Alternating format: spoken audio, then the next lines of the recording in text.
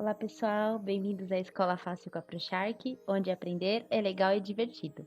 Se a pandemia bugou seus estudos, aqui é o lugar certo para recuperar tempo perdido. Então, inscreva-se no canal, ativa o sininho e dê um like neste vídeo. Tudo bem? Prontos para aprender? Então, vamos lá! Pronto, vamos lá. Ó, então olha só, eu fiz para vocês aqui um gráfico que mostra a quantidade de calor que a água vai receber para que ela se transforme de um cubo de gelo que estava a menos 10 graus Celsius até vapor a 120 graus Celsius.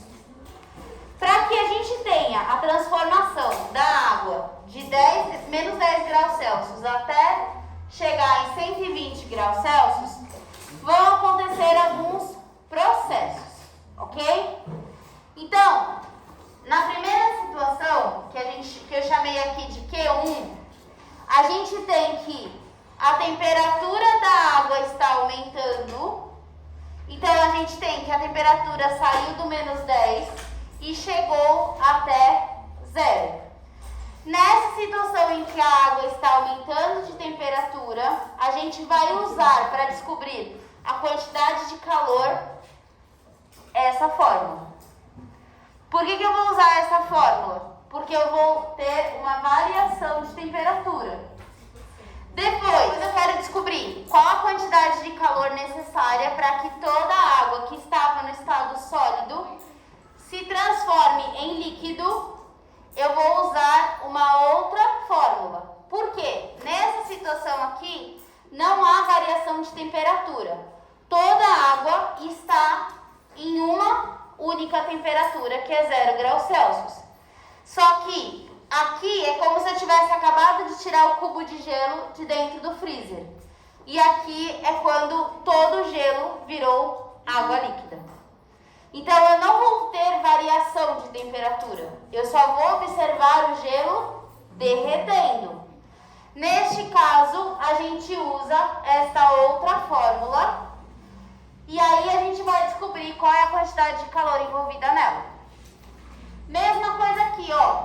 Eu tenho a água líquida que vai aumentando de temperatura até chegar em 100, porque nas condições normais de temperatura e pressão, 100 graus Celsius é a quantidade de temperatura que eu preciso para que a água comece a evaporar. Ou seja, saia do estado líquido e vire gás. Aqui é o momento que a temperatura começa a borbulhar. Então imagina uma panela cheia de água, água pura, certo? Não pôs sal, não pôs óleo, não pôs nada, só água. A hora que a água começa a ferver, a temperatura chegou a 100 graus Celsius. A hora que sumir toda a água da panela, esse processo todo aconteceu e aí a gente pode ter água em outras temperaturas maiores. Entenderam o que está especificado no gráfico? Até aqui, tudo bem? Então, quando tem mudança de temperatura, a gente usa o que vocês vão ouvir para o resto da vida como que-macete. E quando você não tem variação de temperatura, mas você tem mudança de estado físico, você vai ter o que-mole. Ok?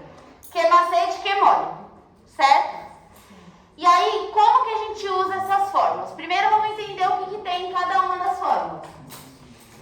Concorda que as duas fórmulas precisam de uma massa? Porque nas duas fórmulas eu tenho um M minúsculo, que indica massa. O que é essa massa? É a quantidade que você vai transformar. Então, e essa massa obrigatoriamente tem que ser dada em gramas. Se tiver em quilogramas, você tem que passar para grama. Se tiver em tonelada, tem que passar para grama. Obrigatoriamente a unidade da massa tem que ser gramas. Depois, então eu obrigatoriamente preciso de uma massa. Apenas para facilitar a nossa vida, eu vou dizer que a massa de água que vai esquentar vai ser de 100 gramas. Tudo bem? Isso o enunciado vai fornecer. Beleza. O Czinho é o calor específico. Cada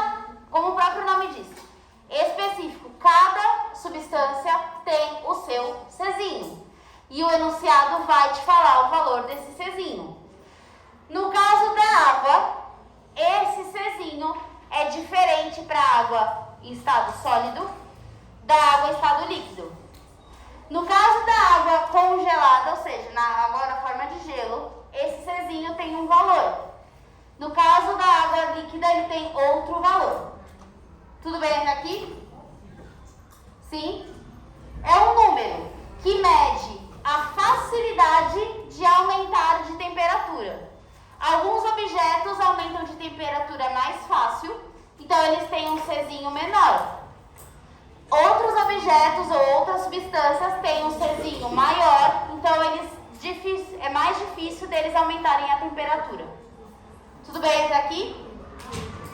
Certo. Agora, ΔT. Lembra que delta sempre significa final menos inicial. Delta S, espaço final menos espaço inicial. Delta T, tempo final menos tempo inicial. Delta T maiúsculo aqui é de temperatura. Então significa que eu vou ter uma variação da temperatura e essa temperatura obrigatoriamente tem que estar em graus Celsius. Tudo bem? Entenderam o que tem em cada uma dessas partes dessa fórmula? Alguma dúvida de alguma dessas letras? Fala. Delta é uma conta. É um símbolo para representar uma conta. Toda vez que você vira um delta na sua frente, você vai ter, tirando da matemática, tá? Do delta e Bhaskara é outra coisa. Mas em física, toda vez que você vira, ou em química, quando você vira um delta na sua frente, você está pensando numa conta de menos. Que você vai pegar o fim, a situação do fim, menos a situação do início. Então, o fim, eu posso pensar numa velocidade. Então, eu tenho a velocidade do fim menos a velocidade do início. Eu tenho a situação de um espaço. Então, eu tenho o espaço do fim menos o espaço do início. Delta sempre significa uma conta de menos. Nesse caso aqui, a gente vai sempre pegar a temperatura final menos a temperatura inicial. Tudo bem? Certo. Aí agora aqui, ó. Esse daqui não é muito intuitivo de entender. O que é o L? O L é chamado de calor latente. Então, ele é um calor que é necessário para que a substância mude de estado físico. Quando ele aumenta de temperatura, ele não muda de estado físico. Se você observar uma mudança de estado físico, aquele sistema inteiro está numa temperatura só. E aí você vai ver essa situação acontecer. Então, no caso, por exemplo, do gelo derretendo. Se você tem um cubo de gelo que está derretendo, enquanto houver cubo de gelo, aquela coisa toda está a 100 graus, está a 0 graus Celsius. Agora, no momento em que não tiver mais cubo de gelo, a água líquida vai esquentar e vai ficar provavelmente na temperatura ambiente. Tudo bem? Certo. Então, o calor latente, ele também varia se a substância está no estado sólido para o líquido ou do líquido para o gás. Pensando fisicamente, é mais fácil você fazer um cubo de gelo derreter do que fazer uma água líquida virar gás. A quantidade de energia que você tem que dar para o sistema é menor para que o gelo derreta do que para a água virar gás. Tudo bem? É só vocês pensarem na situação prática. Tirei o cubo de gelo da geladeira e deixei em cima da mesa. Derreteu. Passaram alguns segundos e ele já derreteu. Dependendo do calor que tiver pro lado de fora, é muito rápido. Agora, eu quero cozinhar um alimento. Quero fazer macarrão, por exemplo. Eu tenho que colocar água para ferver. E ela não ferve instantaneamente, por melhor que seja seu fogão. Ela não ferve assim. Demora um tempo para que a água esquente e depois ferva. Então, essa situação requer um calor maior do que... Então, essa situação aqui, o calor é maior do que nessa. Tudo bem até aqui? Sim? Tá, então a gente vai fazer primeiro a questão e depois eu vou passar um exemplo. Eu vou resolver esse exemplo aqui pra gente ver quanto que precisa de energia. Certo? Então, vamos lá. Deixa eu só arrumar aqui que eu apaguei com o meu cabelo. Então, olha só, gente.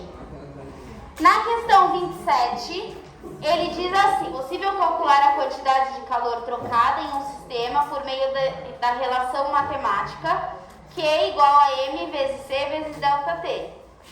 Que é macete. Ok?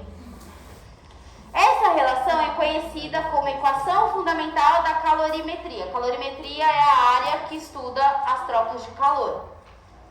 E mostra que o calor trocado, representado pela letra Q, depende da massa, do calor específico e da variação de temperatura do corpo. Então, olha só, sabendo que a massa da solução referida no texto, então a gente tem que ver o texto, é 100 gramas, e considerando o calor específico como uma caloria em cada grau Celsius, por grama em cada grau Celsius, a quantidade de calor trocada nesse processo ele falou para vocês que a fórmula era Q igual a M vezes C vezes delta T. A pergunta dele é o quê? Certo? Então, qual foi a massa que ele falou? 100 gramas. Então, no lugar do M, eu vou pôr a massa. Neste caso, ele já falou em gramas, então vai ficar 100. Qual é o valor do Czinho que ele deu? 1. E já está nessa unidade, certo? Caloria sobre grama vezes grau Celsius. Então, é só pôr o 1. Agora, qual é a variação de temperatura? Eu tenho que voltar no texto e olhar qual é a temperatura final do sistema menos a temperatura inicial do sistema. Então, qual foi a temperatura final? 28. Qual foi a temperatura inicial? 22? Sempre temperatura final menos temperatura inicial. Professora, se for temperatura negativa, não importa. Temperatura final menos temperatura inicial. Tudo bem? Beleza, agora eu tenho que fazer essa conta. 100 vezes 1 dá 100. Então, só vou colocar o 100 aqui. Quanto é 28 menos 22? 6. Então, quanto que é 100 vezes 6? 600. Então, deu 600 o quê? Calorias. Porque o Czinho que ele me deu está nesta unidade. Então, ele me deu em calorias. Mas vamos supor que ele pedisse para você transformar para Joule, que é outra unidade de energia. Joule, a gente pode arredondar para uma caloria vale 4 joules. Não é exatamente 4, é 4, qualquer coisa. Mas vamos supor que seja 4. Então, se ele pedisse para mim em joules, eu teria que pegar esse número e multiplicar por 4. Se eu tivesse obtido a energia em joule e quisesse saber em calorias, é só dividir por 4. Tudo bem? Mas vamos